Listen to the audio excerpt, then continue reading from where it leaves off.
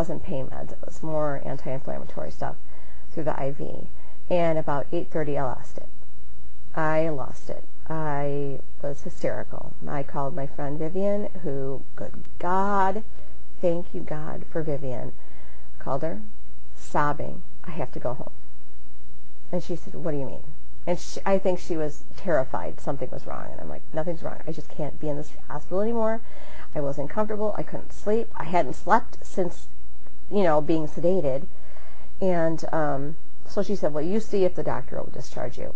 And I called the nurse in, and I said, get me out of here. So, of course, she doesn't want the lady who doesn't like her perfume to stay. So she got right on that phone immediately and called the doctor and got me discharged.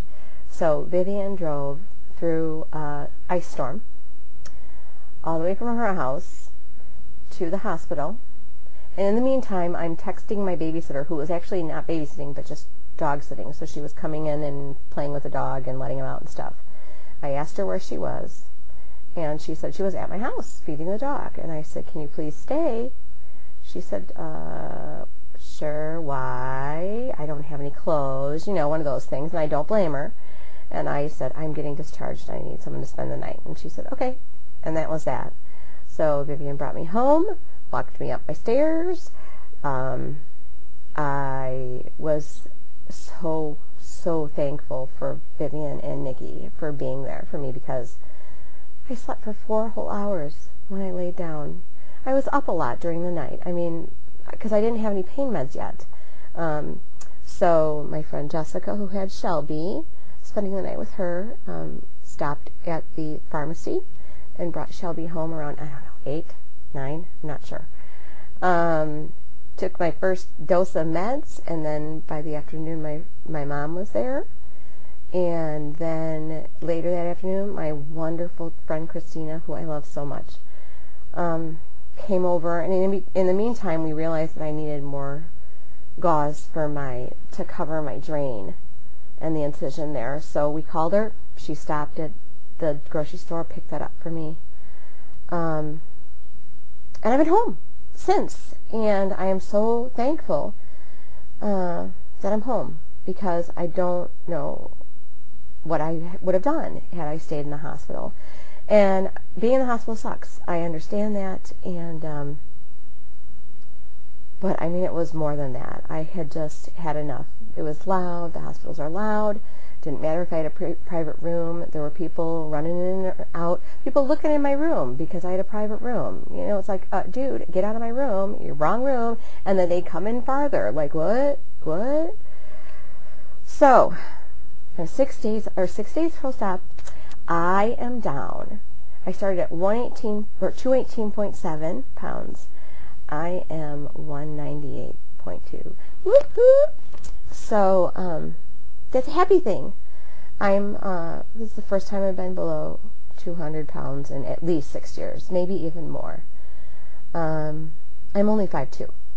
I carry all my weight in my chest and my belly. And it's a lot. It's heavy.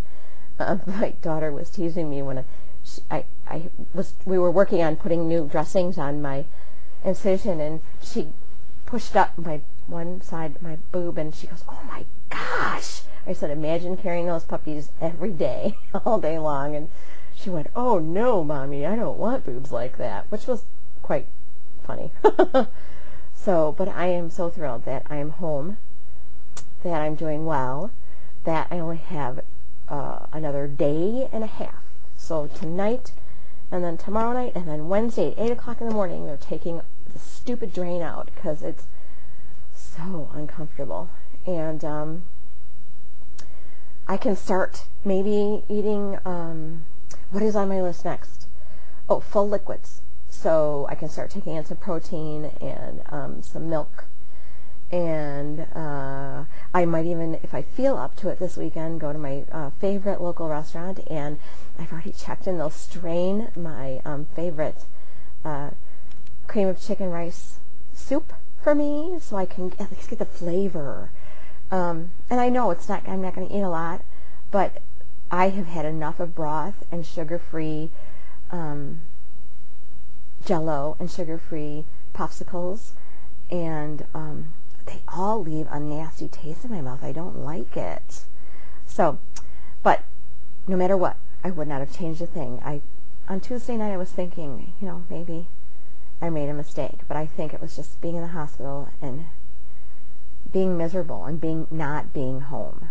The minute I got home, things changed, and I feel so loved. And I want all my friends to know, thank you so much. I'm going to start crying because I'm a big fat baby. But you guys are freaking awesome. And I love you all. And thank you so much for supporting me. Even those of you who question why I'm doing this. For just loving me and supporting me because you love me. So on that note, I'll probably give you another update, maybe later this week or next Monday. Who knows? Depends how I feel. I just can't wait till Wednesday. So hurry up, Wednesday.